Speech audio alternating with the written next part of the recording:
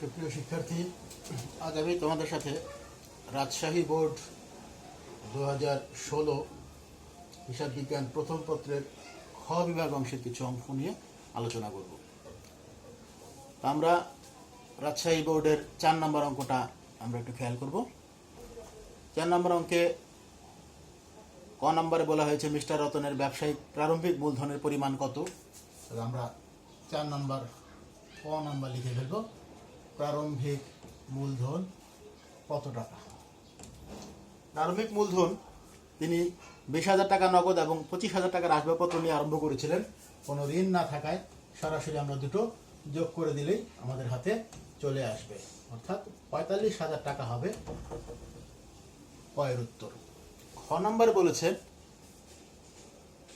4, 10, 15 এবং 20 তারিখের লেনদেনগুলোর জাবেদা দেখাও, ব্যাখ্যার প্রয়োজন নাই। তাহলে আমরা অবশ্যই এখন একটা জাবেদা করব। 4টা জাবেদা করতে বলা হয়েছে। আমরা জানি জাবেদার ঘর কিভাবে করে নিতে হয়। আমরা প্রথমে জাবেদার ঘরটা করে নিলাম। 4 তারিখ, 10 তারিখ, 15 তারিখ, 20 তারিখ, এই 4টা জাবেদা আমাকে করতে হবে।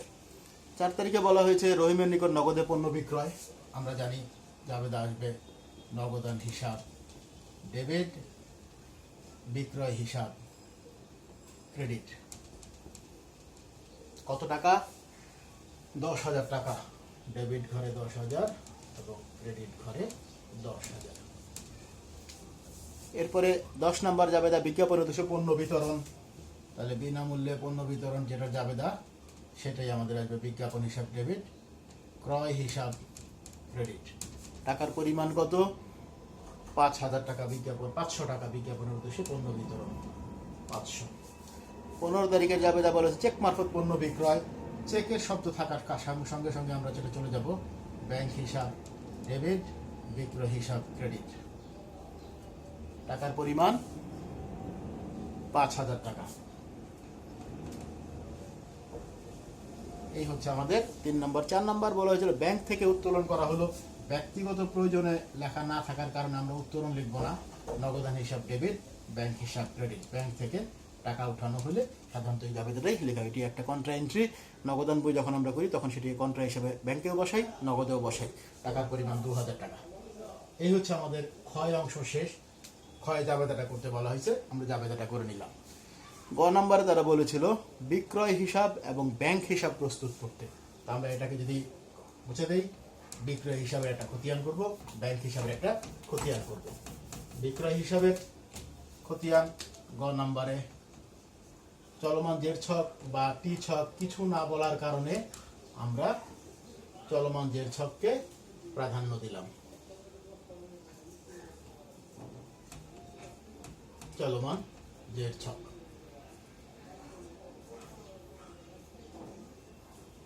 আর বিক্রয় হিসাব আর ব্যাংক হিসাব এই দুটি অ্যাকাউন্ট করতে বলার কারণে আমরা দুটিরই ঘর আলাদা আলাদা করে নেব।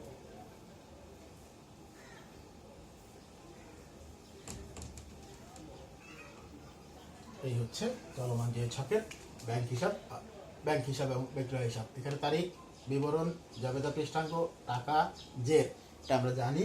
আর এই পাশটায় ডেবিট ক্রেডিট। ডেবিট ক্রেডিট বলতে দুটি শব্দ আমরা বসায় দেব। ব্যালেন্সের ঘরেও যা বসবে, জেরের ঘরেও একই রকম জিনিসই বসবে। তো আমাদের হাতে প্রথম থেকে আমরা চলে যাব। যেহেতু ক নাম্বার আমাদের চেয়েছে বিক্রয় হিসাব, আমরা একদম শুরুতে 4 তারিখে একটা বিক্রয় করেছিলাম, মনে আছে কিনা? 4 তারিখে বিক্রয় করেছিলাম নগদে এবং সেটি করেছিলাম 10,000 টাকা। বিক্রয়ের ক্রেডিট দিকে বসবে, এখানেও ক্রেডিট দিকে চলে যাবে। এরপরে বিজ্ঞাপন হচ্ছে পণ্য বিতরণ আসবে না। সোনালী ব্যাংকে চলতি হিসাব চেক মারফত পণ্য বিক্রয় একটা আসবে 5,000 টাকার। চেক মারফত পণ্য বিক্রয় করেছিলাম, এখানে আসবে ব্যাংক নামে 10 তারিখ। 15 তারিখের বিক্রয়, চেক মারফত পণ্য বিক্রয় 5,000 টাকা। আর মুনাফাবিহীন পণ্য বিক্রয় একটি আছে 28 তারিখের জাবেদা। এটির ক্ষেত্রে আমাদেরকে মুনাফাবিহীন বিক্রয়ের জাবেদা হলো বিক্রয় হিসাব ডেবিট, ক্রয় হিসাব ক্রেডিট। এখানে 15,000 টাকা এবং ওই মুনাফাবিহীন পণ্য বিক্রয় 3,000 টাকা ডেবিট দিকে বসবে। ডেবিট দিকে বসলে এটা কমে 12,000 টাকা আসবে। এই হচ্ছে আমাদের ব্যাংক হিসাব, বিক্রয় হিসাব। আর ব্যাংক হিসাবের ক্ষেত্রে শুরুতেই আমাদের ব্যাংকে একটি চেক দিয়ে একটা ব্যাংক খোলা হলো সোনালী ব্যাংকে। সেটি হচ্ছে আমাদের 3,000 টাকার একটি অ্যাকাউন্ট খোলা হলো, 3,000 টাকা সোনালী ব্যাংকে নগদান হিসাব নাম ধরে, সাধারণত সম্ভবত 12 তারিখে, 8 তারিখে নয়, 12 তারিখে। তারপরে চেক মারফত পণ্য বিক্রি করলাম, আবার 5,000 টাকা এখানে পেলাম বিক্রয় বাবদ। তাহলে এখানে 3,000 টাকা ব্যালেন্সে চলে যাবে, 5 আর 3 8,000 টাকা ব্যালেন্সে চলে যাবে। এটা 20 তারিখে বিক্রি, 15 তারিখে বিক্রি করেছিলাম। আর 20 তারিখে ব্যাংক থেকে উঠানো হয়েছিল, 15 তারিখ আর 20 তারিখে ব্যাংক থেকে উঠানো হয়েছিল নগদান হিসাব। কয় টাকা উঠানো হয়েছিল? 2,000 টাকা ব্যাংক থেকে উঠানো হয়েছিল। তাহলে আমাদের হাতে থাকবে কত? 6,000 টাকা। এই হচ্ছে আমাদের গয়ের হিসাব। তাহলে আমরা 4 নম্বর অঙ্কটা বলতে পারি কমপ্লিট হয়ে গেল। এরপরে আমরা 5 নম্বর অঙ্কটা চলে যাব। 5 নম্বর অঙ্কটা ছিল খুচরা নগদান বই। আমরা জানি নগদান বই 4 প্রকার। নগদান বই 4 প্রকারের। প্রথম প্রকারকে আমরা বলি 1 ঘর নগদান বই, 2 ঘর নগদান বই, 3 ঘর নগদান বই এবং সর্বশেষ যেটি খুচরা নগদান বই। খুচরা নগদান বই আমরা করতে গেলে প্রথমে আমরা দেখি অগ্রদত্ত পরিমাণের কথা বলা আছে। আমরা অগ্রদত্ত নিয়ম সম্পর্কে জানি। অগ্রদত্তের পরিমাণ বলা হয়েছে 600 টাকা এবং গত মাসে খরচের পরিমাণ ছিল 450 টাকা। তাহলে আমাদের হাতে ব্যালেন্স ছিল 150 টাকা। এটাই আমাদের ক নম্বরের উত্তর। কয়ে বলা হয়েছে প্রারম্ভিক ব্যালেন্স বা প্রারম্ভিক উদ্বৃত্ত কত?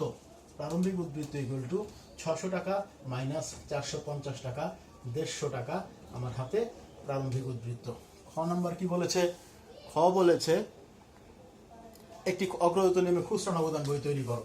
আমরা জানি খুচরা নগদান বই তৈরি করতে গেলে প্রথমে লিখে নেব খুচরা নগদান বহি, ব্র্যাকেটে লিখব অগ্রদত্ত।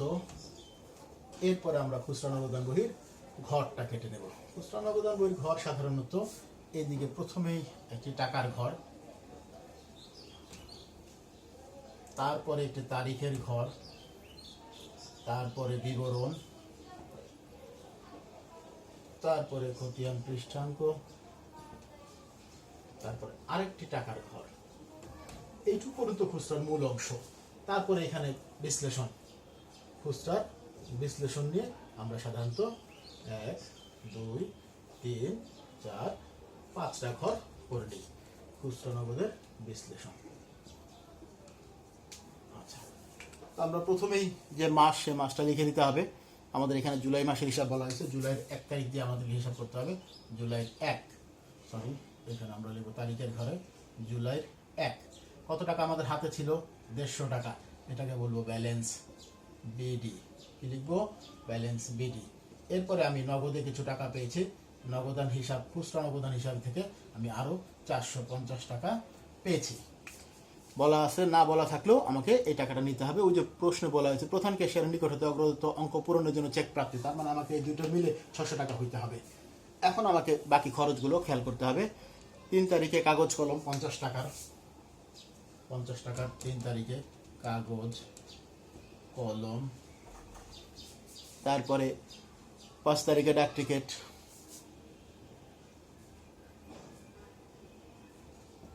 ডাক টিকিট বাবদ 30 টাকা।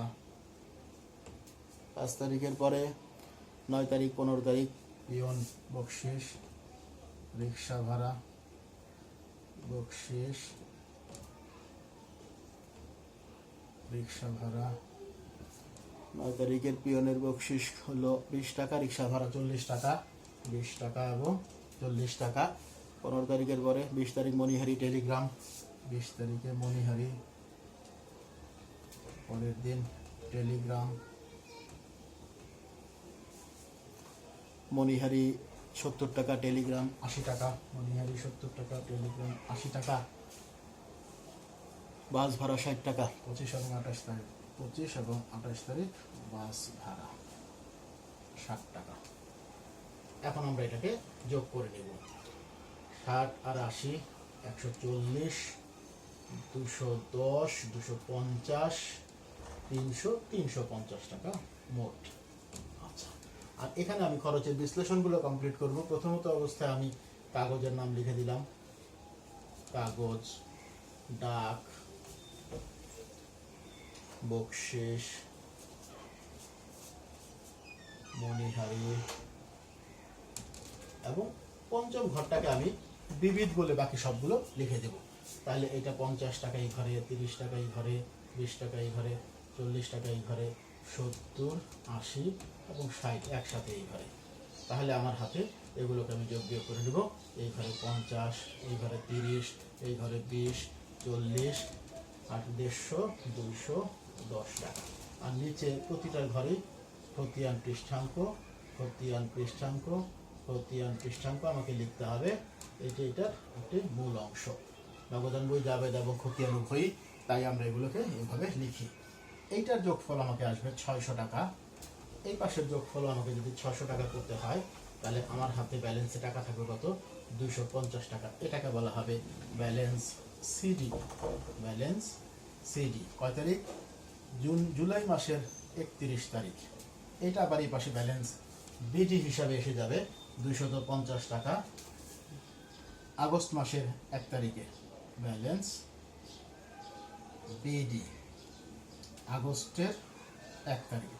ওই একই তারিখে আমাকে যে পরিমাণ টাকা খরচ করলাম সেই পরিমাণ টাকা আবার আনতে হবে।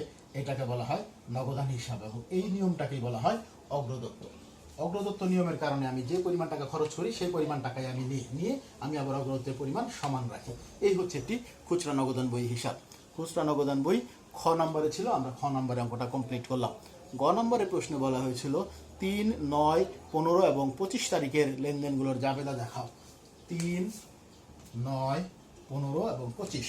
তাহলে এই ক্ষেত্রে আমরা সবগুলো খরচ ডেবিট এবং খুচরা নগদান বই হিসাব ক্রেডিট, এইভাবে আমরা লিখবো। যাই হোক, জাবেদা যেহেতু করতে বলছে আমরা জাবেদাটা করে ফেলতে পারি।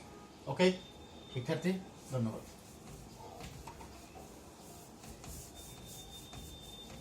আমরা গ নম্বরে এবার জাবেদাগুলো করবো। খুচরা নগদান বইয়ের জাবেদা। এই ক্ষেত্রে শুধু নগদান হিসাব লেখা যায় না, খুচরা নগদান বই, খুচরা নগদান হিসাব নাম দিয়ে লিখতে হয়। আমরা জাবেদার ঘর আবারও আগের মতো কেটে নেব।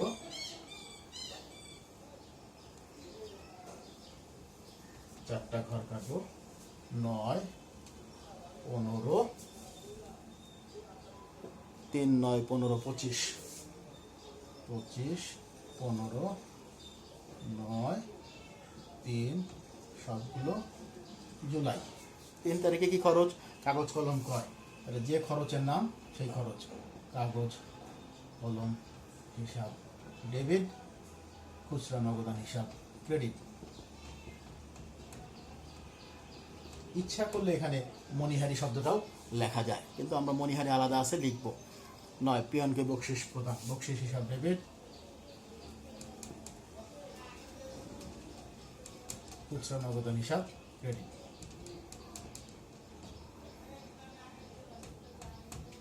15 তারিখে রিক্সা ভাড়া প্রদান, রিক্সা ভাড়া হিসাব ডেবিট, খুচরা নগদান হিসাব ক্রেডিট। রিক্সা ভাড়া হিসাব ডেবিট, খুচরা নগদান হিসাব ক্রেডিট, খুচরা নগদান হিসাব ক্রেডিট। 25 তারিখে টেলিগ্রাম বাবদ ব্যয়, টেলিগ্রাম হিসাব ডেবিট বা ডাক তারও লেখা যেতে পারে। টেলিগ্রাম হিসাব ডেবিট, খুচরা নগদান বই ক্রেডিট, খুচরা নগদান হিসাব ক্রেডিট। 3 তারিখে টাকার পরিমাণ ছিল 50 টাকা, 9 তারিখে 20 টাকা। 50, 50, 20, 20। এরপরে 15 তারিখে 40, 25 তারিখে 80, 40, 40, 80, 80। এই হচ্ছে আমাদের 5 নম্বর অঙ্কটা শেষ হয়ে গেল।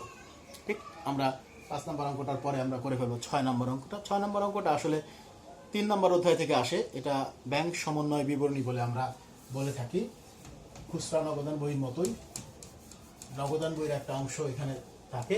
খুচরা নগদান বই যেরকম নগদান বইয়ের একটা অংশ, ব্যাংক সমন্বয় বিবরণীতেও নগদান বই নিয়ে একটু কাজ থাকে। অর্থাৎ ব্যাংক জমা নগদান বই অনুযায়ী, ব্যাংক হিসাব অনুযায়ী এই দুটো জমার মধ্যে অনেক সময় তফাৎ হয়ে যায়। সেই তফাৎটা সম্পর্কে আমরা জানতে চাই। 2015 সালের 31শে ডিসেম্বর তারিখে যমুনা ট্রেডার্সের নগদ বইতে 26,500 টাকা উদ্ধৃত দেখা দিছে এবং ওই একই তারিখে 5 বইয়ের উদ্ধৃতের পরিমাণ সমান হয় নাই। সুতরাং এই ক্ষেত্রে গড়মিলগুলো লেখা আছে এবং বলছে গড়মিলগুলো থেকে বের করো। তাহলে 4 নম্বর মোতাবেক নগদান বইতে কত টাকা বেশি দেখা হয়েছে? 4 নম্বরে বলা হয়েছিল 5,000 টাকার প্রাপ্য বিল 4,800 টাকায় বাট্টা করা হয়েছে। তার মানে 5,000 টাকার বিল ভেঙে 4,800 টাকা পাওয়া গেছে, এবং আমি অর্থাৎ নগদান বইতে 5,000 টাকা পুরোটাই বেশি লেখা হয়েছে, তার মানে বেশি লেখা হয়েছে 200 টাকা। কয়ের উত্তর হলো 4-এর 5-এর ক। নগদান বইতে বাড়তি লেখা হয়েছে 5,000 মাইনাস 4,800 ইকুয়াল টু 200 টাকা। খ নাম্বারে বলছে আমাকে নগদান বই হিসাবভুক্ত করা এরূপ টাকার পরিমাণ ও ব্যাংক সমন্বয় বিবরণী। নগদান বইতে হিসাবভুক্ত করা হয়নি এরূপ টাকার পরিমাণ। আচ্ছা, নগদান বইতে হিসাবভুক্ত করা হয়নি, শুধু তাদের তথ্যগুলো জানতে চেয়েছে, বাকিগুলো নয়। আদায়ের জন্য নগদান বইতে লেখা হয়নি, আদায়ের জন্য ব্যাংকে জমাকৃত 3,000 টাকা চেকগুলো নগদান বইতে লেখা হয়নি, অর্থাৎ এন্ট্রি নাম্বার 2, এন্ট্রি 2তে 3,000 টাকার এন্ট্রি, তারপরে 2,500 টাকা এখানে প্রতিবেদন ব্যাংক কর্তৃক পরিচালনা নগদান বইতে লেখা হয়নি, 2,500 টাকা এন্ট্রি 3, 2,500 টাকা, 5,000 টাকা এত টাকা বিল 200 টাকা নগদান বইতে বেশি দেখানো হয়েছে। তারপরে ব্যাংক কর্তৃক মঞ্জুরি 250 টাকা এন্ট্রি 5, ব্যাংক কর্তৃক মঞ্জুরিকৃত সুদ 250 টাকা। এই 3,000, 4,000, 5,500, 5,750 টাকা। এর সাথে নগদের মধ্যে এন্ট্রি হয় নাই, এই এন্ট্রিগুলো আমাদের ক্ষয়ের হিসাব। এবার গ নম্বরের মধ্যে ব্যাংক সমন্বয় বিবরণী করতে বলছে। ব্যাংক সমন্বয় বিবরণীর জন্য আমাকে প্রথমে লিখতে হয় ব্যাংক সমন্বয় বিবরণী। ব্যাংক সমন্বয় বিবরণী সাধারণত 2 কলামে আমাদের কমপ্লিট করি। 2 কলামের দুটোই টাকা টাকা। এদিকে আমরা প্রথমেই লিখি নগদান বই মোতাবেক ব্যাংক জমা 26,500 টাকা প্রশ্নে বলা আছে। এর সাথে কিছু আইটেম যোগ হবে, কিছু আইটেম বিয়োগ হবে। এই হচ্ছে আমাদের প্রাথমিক অংশ। তো পরিশোধের জন্য ইস্যুকৃত 10,000 টাকার চেকের মধ্যে 6,500 টাকার চেক ব্যাংক কর্তৃক পরিশোধ হয়েছে। তাহলে 6,500 টাকার চেক পরিশোধ হয়ে গেলে চেক পরিশোধ হয় না এখনো 3,500 টাকা। এটি নগদান মধ্যে বেশি লেখা আছে, এখন নগদান হিসাব থেকে মাইনাস করে দিতে হবে 3,500 টাকা। চেক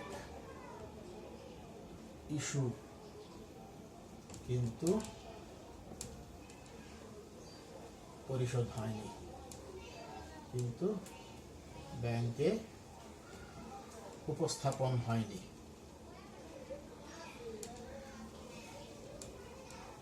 এই তারপরে বলা হয়েছে আদায়ের জন্য ব্যাংকে জমাকৃত 3,000 টাকার চেক ভুলে নগদান বইতে লেখা হয়নি। ব্যাংকে 3,000 টাকা জমা হয়েছে, নগদান বইতে লেখা হয়নি, তার মানে এখন নগদান বইতে লিখতে হবে চেক জমা দেয়া হলো কিন্তু লেখা হয়নি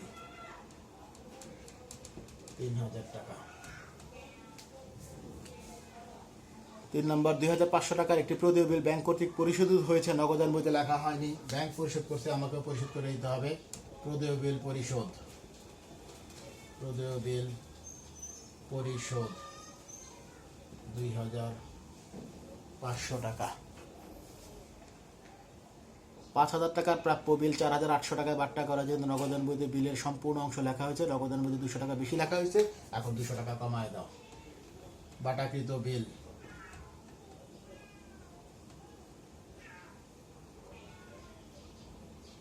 বাড়তি অংশ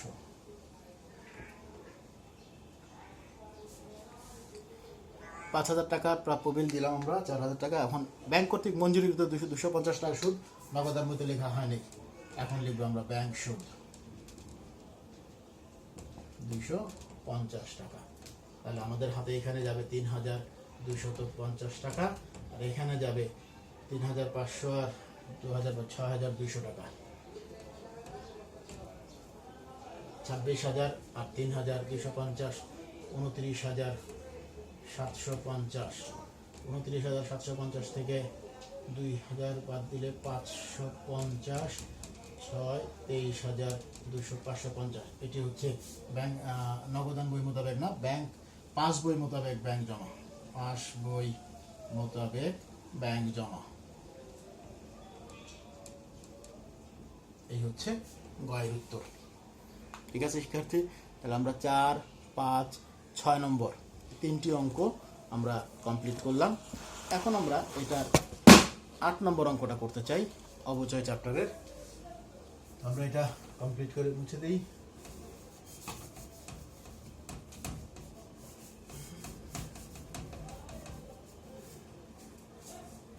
আট নম্বর চ্যাপ্টারে আমাদের বের করতে বলা হয়েছে ক নম্বরে ঘন্টা প্রতি মেশিনের অবচয়ের পরিমাণ নির্ণয় করো। 8-এর ক, অবচয়। প্রথমে আমাদের যন্ত্রপাতির মূল্য ছিল কত? 4,90,000 টাকা। 4,90,000 টাকা মাইনাস ভগ্নাবশেষ মূল্য 40,000 টাকা, আর উৎপাদন ক্ষমতা 18,000 একক, 18,000 ঘন্টা, 18,000 দিয়ে ভাগ। তাহলে আমরা 4,50,000 ভাগ 18,000 সমান 25 টাকা। ঘন্টা প্রতি অবচয়ের হার 25 টাকা। কয়ের উত্তর ঘন্টা প্রতি মেশিনের অবচয়ের পরিমাণ। খ নাম্বার কর্ম ঘন্টা হার পদ্ধতিতে মেশিনের 4 বছর অবচয় সারণী তৈরি করতে বলছে। খ নাম্বার অবচয় সারণী, অবচয় সারণী। অবচয় সারণীর ক্ষেত্রে আমরা প্রথমে বসাবো বছর। কত নম্বর বছর? প্রশ্নে আমাদের 2012 থেকে শুরু করে 2015 পর্যন্ত বলা আছে। 2012, 2013, 2014, 2015 সাল। যন্ত্রমূল্য প্রতি ক্ষেত্রেই 4,50,000, 4,50,000, 4,50,000, 4,50,000। ঘন্টা প্রতি অবচয় 25 টাকা, 25 টাকা, 25 টাকা, 25 টাকা। ব্যবহৃত ঘন্টা, ব্যবহৃত ঘন্টা 2500, 2800, 3,200, 2500